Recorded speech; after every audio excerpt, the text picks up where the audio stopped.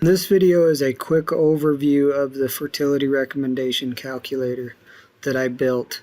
There's 4 sheets you can see here at the bottom of Excel: instructions, calculator, report, and agridata.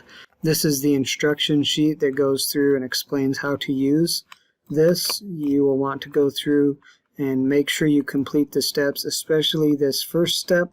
You need to make sure you save a folder to put the files in, or this won't work for you. Make sure when you first open it up that you enable content and macros. If the window like this pops up, make sure you click enable content, allow the macros, or this won't work for you. Okay, here's the report. This is the report that you'll print off or send in an email to your grower. There's a few things to note here. The information is gathered from the calculator, the information you put in there, and from agridata, if there is history for it. This is the agridata report section here. You can see all of this is pulled from agridata.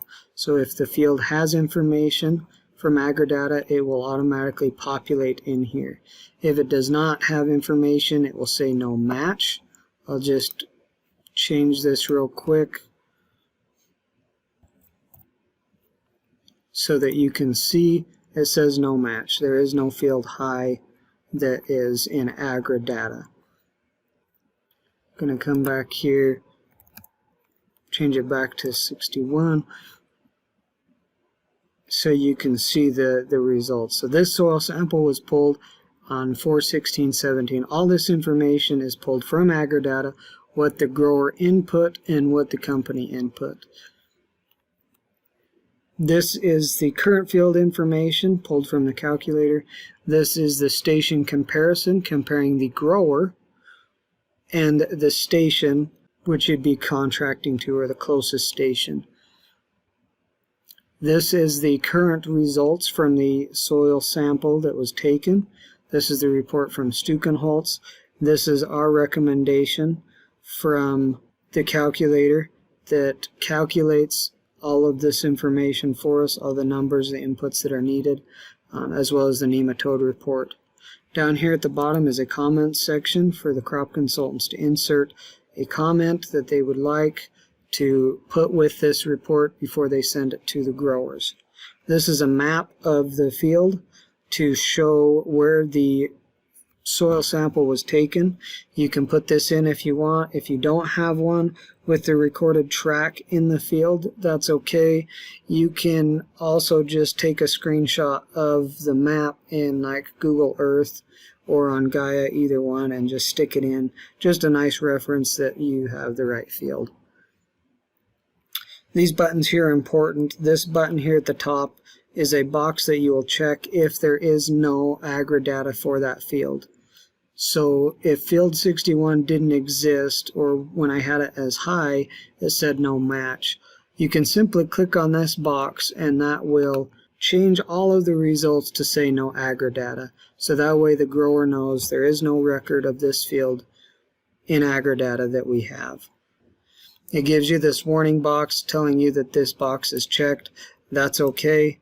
It goes away and comes. That's just a visual alertness to make sure you realize this is checked so you don't print it when you actually do have information like we do with this field.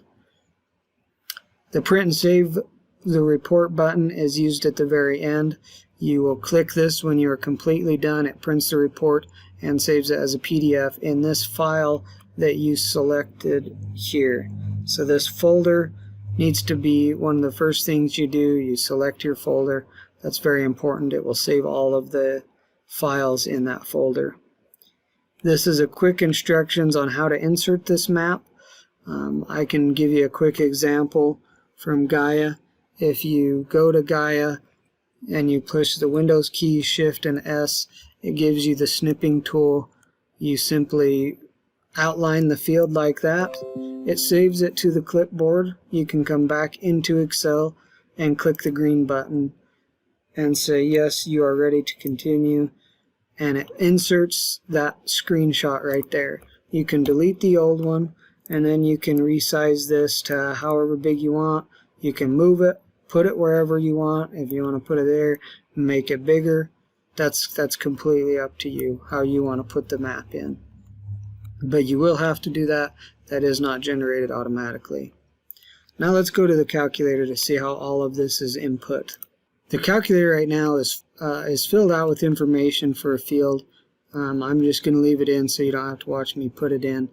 It goes from the beginning where you put your grower and your field information in, and then you'll put your soil sample results in down here with your nematode report here. You'll want to go through and fill all of these boxes out, unless, like for applied nutrients, there is nothing you can do, 0 or leave it blank. But you'll want to fill all of this information out the best you can. From these results that you put in, the calculator recommendation is calculated here. These red cells here show where this information is pulled from or what is used to get these numbers. I'm not going to go in grave detail of how all that is calculated. That's a topic for another day.